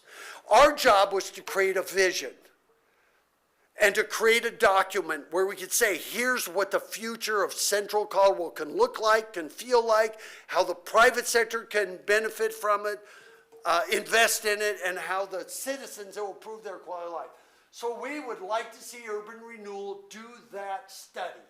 It's probably going to be in the 50 grand range, just FYI. We got his price, what it would cost us to go in there and figure out what would be developed, when would it come online, how many square feet is it, what is the cost, all the same stuff that they did on the other one. You don't need we've already done all the urban planning, we've already done the public outreach. And so that is our one ask for you. And this is the list of projects in order of priority. Garden District improvements, already approved, underway. Number 2 is Indian Creek Promenade. We really believe Indian Creek Promenade will be a 5 to 7 year project. We're not going to go out there and say in 2027 we're going to have it done. No way. We've got a lot of easements to do, so we're going to do pieces. So Indian Creek will come along where there's pieces, where people will grant us easements, maybe we can get grants, we can get some money to do that. So Indian Creek is number 2 on that list. But it is 5 to 7 years to get it completed that whole way. The public parking structure is very next one. And that will be a public-private partnership. Just so you know, a surface parking space costs about $6,000 to develop. A parking space in a public parking garage is about $30,000. So that 700 space parking garage is about a $21 million project. But it will generate more than $300 million in just hotel development, all by itself. Let alone, remember, all that office space, let alone 60,000 square feet of retail and an expanded downtown. That is the biggest project on here. But we don't expect Urban Renewal to pay for the whole thing. But if you want to know what the catalysts are, they are quiet zones, they're Indian Creek, they're that parking structure. Very top. Event shuttles and stops, pretty inexpensive to do. 9th Street Dining District would be next. That might be 5 years down the road. Smaller downtown improvements might be street improvements, those kind of things. The sports complex would be nice. The Wine Culinary Center would be down the road. The Whitewater Park might be 20 years from now, but at least it's a vision. And so that is it. That's where we're at so far. So this is about 8 months worth of work. And so, we put that logo there. I'm here to answer questions for you. I mean, we're not done yet. Our goal is we would like in February or March, we would like to have like a half-day retreat with you, just Urban Renewal. If you can ever do that, it could be at night, it could be in the day, just to sit down with you and really work through numbers and everything. We'd love to do that when we come back. We also want to do a council retreat. I already asked the new mayor if we could do a council retreat sometime, spend half a day talking about this. This is a vision. Doesn't mean it's going to be exactly like what we see, but at least it gives you a vision. And the document is going to be like 11 by 17, and anybody that comes into economic development or the city can say, we're all working from you know what, this city needs to get out of zoning by variance. That's how you end up with these nightmares like the hotel and some of these things that have happened. And so we've got to get out of that, and now you've got a plan. You can say, what are you looking to develop? And I'll show you the site that makes sense. And people say, yeah, but if we don't give the developers what they saw, what they want, then they're going to go somewhere else. No way. Caldwell does not have to sell its soul anymore. You don't have to do that. People are going to come here because they see how great this place is. So, questions? Thank you, Roger. Who'd like to be first with questions? I've seen Dave's light on. Dave? Roger, thanks for coming. I remember the 3 days that you were here. Gosh, was that 2015, 2016? I was fortunate enough to attend those. Thanks for coming back. Yeah, you bet. I wish you were here in December for city council. I think you could have settled a lot of things that were said. Well, and I offered. So how does this new city comprehensive plan, how does it scrub up against these new districts and territories that you're talking about? I know you went through code enforcement and some of that, but how does it marry up? It does. We looked at the comprehensive plan, which you just adopted a year ago, less than a year ago, and it all matches up perfectly. The problem is with comprehensive plans, they're required by law, but they're very general in nature. They don't get down to street trees and light poles. We do. So somewhere you have to take a comprehensive plan and turn it into an actual development plan. And that's what this is, a master development plan. They marry up perfectly. Okay. Yeah. We went through that to make sure we didn't have any challenges with, wayfinding or anything like that. We thought that the comprehensive plan did not have enough increase in parks, trails, and recreation. We didn't think, quite frankly, I didn't think they went. We have walked all 3 miles of that Indian Creek, and I'll tell you, it wasn't very fun. Wherever we could, sometimes we about fell in the creek. I mean, we have walked every street in that neighborhood. We have spent months in Caldwell in this 1,000 acres, and I'm not sure most people that do planning, comprehensive plans are looking at the whole city. Right. So we're able to concentrate on this, and there's nothing in our 1,500 acres that conflicts with the comprehensive plan at all. We made sure of that. So in December, we had a couple of councilmen that were kind of going down a rabbit hole with gentrification in this garden area. Right. And in a couple of your comments, I guess I need a little bit of clarification. You said garden district. How are we not creating a new tax base? And how would that impact folks that live down there? You said change the perception of that area, but what about taxing? Yeah. When we talked to that group, there was like 100 of them. We talked to that group and said, what do you want? And we did that with our Nexus. They met with them twice. We met with them once. And they gave us their wish list. Their top one was Golden Gate Irrigation District. That's a whole, we have a garden district without an irrigation district. I mean, that's another whole issue.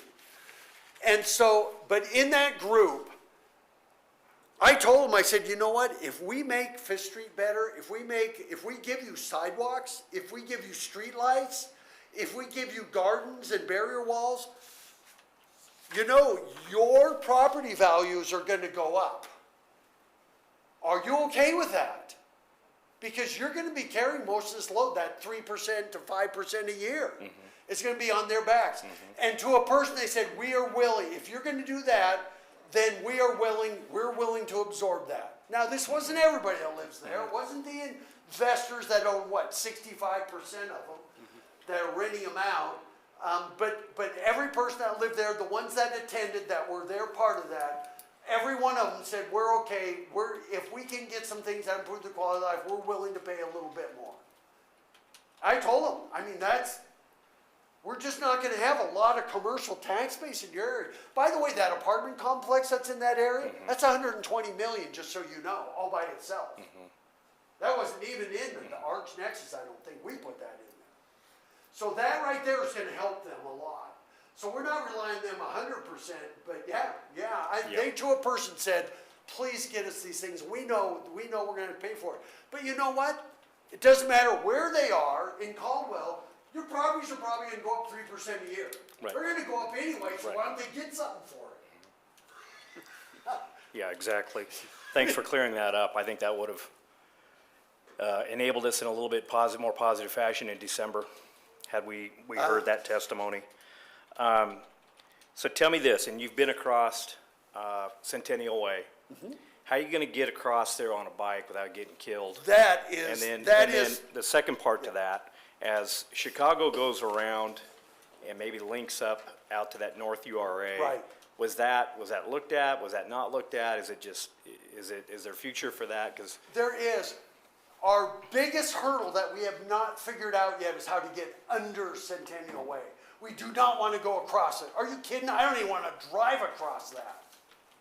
I mean, you guys have all been down there. You know where that, I mean, that is, of all my places in Caldwell, I avoid that like the plague. That whole intersection down there by Simplot and Centennial Way. We are trying to figure out a way to go under that. It is a state highway. And so we have been talking to IDT about creating some kind of a tunnel there that could do some vehicular traffic and also do like a 14-foot walkway next to it. So we're also trying to get vehicular across there so they can go to Wittenberg Park over to this sports park without driving through that whole gauntlet nightmare. And we don't have a clear, that is, you hit the nail on the head. Other than the going under the railroad at the event center, that's the other one that we're figuring, how do we get across this? That is the Great Wall of China. so So I don't have a real good answer yet, but Yeah. we want to go under it somewhere. Yeah. But we also want to create for vehicular and pedestrian. yeah, you recognize it. You recognize it. So thanks for clearing up the whistle and how that effect is on the folks that live up and down that, the businesses that are up and down that. I think Fine, there's, about the quiet zone? yeah, the quiet zone, the Yeah. whistle. I mean, Mandatory. yeah, I mean, it's got to be. You're down here on a Tuesday night. That train roars through here. They're going faster than 45, and that thing's blaring, and it's scary. Yeah. I can't imagine how it's going to be in the future when we have all of this down here. So I get a little bit of indigestion when I see parking garage. I guess unless it's privately funded or somebody wants to put it in. I don't want to see a line item on my taxes. I don't want to see a long-term thing that'll never go away and we just pass that on to our kids. And by the way, we didn't put But- anything in here that records a voter bond issue. There's Yeah, nothing okay, in this right, plan that requires a Maybe voter. you'll come back in February and tell us how we're going to finance all this, right? Yeah, Okay. that's So- why we want to run that feasibility Right, study. Right. So Now, with that, let me just say this. Okay. I like the idea of the transportation, the shuttles, Uh-huh. and we're bringing that over here. I think that could really enable folks and that plan. Yeah, but we don't have enough parking to accommodate hotels. We don't have enough parking even now. I mean, when we talked to the group of people that were pretty involved in getting the mayor elected, their number one deal was we hate downtown because there's no parking. Sure, but they don't want to pay for it either. Well, and by the way, with the parking structure, the way we've done it in other cities like Walnut Creek, California, and other places we worked at, you do pay to park in the parking garage. And usually the way that we found that it works really well is $1 an hour up to $5. When you get to $5, it's free. We have worked in cities like Walnut Creek where it was $1 an hour up to $5 and they go, we've been here for 5 hours, we might as well just stay longer. Or if you're working downtown, it does never cost you more than $5 a day to get your car out of the snow, out of the sun, and in a parking structure. So that money, that $5, $1 an hour up to $5, and remember, the hotel is paying for, they're condominiumizing some of their parking spaces to hotels, plus, part of it's the conference center. And so we are big into parking structures. We know they're expensive, but using ground floor on Blaine, on Cleveland, in this core district for parking is just not highest and best use. It's just, and it's not tax, it doesn't generate tax base. I get it. I mean, $6,000 or $30,000 for a space. It's kind of a like, duh. But we're trying to figure out how do we make this work for everybody and get a conference center, get hotels, get more retail, 60,000 square feet of retail. Even the office building 2 blocks away would be using that parking garage. And so we thought if this was a public-private, it could be would probably be mostly be privately funded. Yeah, I'd hope so, because, you know, 700 unit garage, gosh, I'm gonna say that's 720, $21 million. 40 plus million dollars. Yeah, And that's a lot It's a lot. to cash in. No But question. I couldn't imagine if 700 units were full and what things would be like downtown. You know, as I went to the Governor's Ball this weekend, and those parking garages were full, right. and then everybody went out afterwards, it was pretty neat. And it's Yeah, kind of and neat how that so- all fingers off. Right. So- But that's why we wanted to run those numbers. That's why we Right. thought it was really important to figure out, because we do have big projects in there. What can we afford? Is it a 300 space parking garage? Is it no parking garage? Do we do Yeah. 2 parking garage? What do we do? And so for us, you know, we don't know. We know roughly what would be built there. We did most of our figures at $400 a square foot. We know how many square foot are in the hotels, the retail, the office. And so we've kind of figured out development numbers, we figured out tourism spending, we figured out some numbers, but we haven't crunched enough to see what can we do that would be urban renewal. Yeah. And where would it fall and how much of it? Yeah, but Hey, really good question. Thank you for your report today. Thank you. I appreciate it, and I look forward to February in a retreat like you're talking about, learn more about this and how we're gonna pay for it. Yeah, that's always the you know, I told somebody once, I said, you know what? If all of this cost $100 million and you built it all in the next 3 years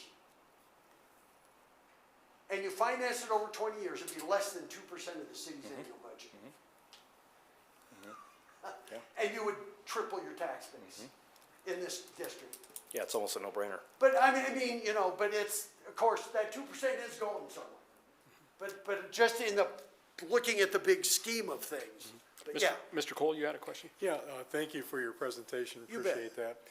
I would just have a simple request next time you do this, is bring a pointer with you, because I couldn't figure out where you were going on I this know, map, I'm and it was sorry. very difficult. So. I have a pointer on here, but it for some reason, it's, there, it's sort of working, but you're right, absolutely, you're right, thank you, yeah, I promise I will get one that works. I'll just do a separate laser pointer. Those pointers don't do very well on TVs, you know, and I can't point to your individual screens, so. Any other questions? You and I are meeting early in the morning. Yes, please, thank you very much for doing that. You and I will visit in the morning. Great. Okay, if there's no more questions, we'll take a short break, and then we will commence with our regularly scheduled board meeting. Thank you very, very much, you, everyone. Roger. Thank you. And by the way, if you want copies of this or anything, Jim is mainly my point guy, so we communicate fairly often. So just let me know what you need.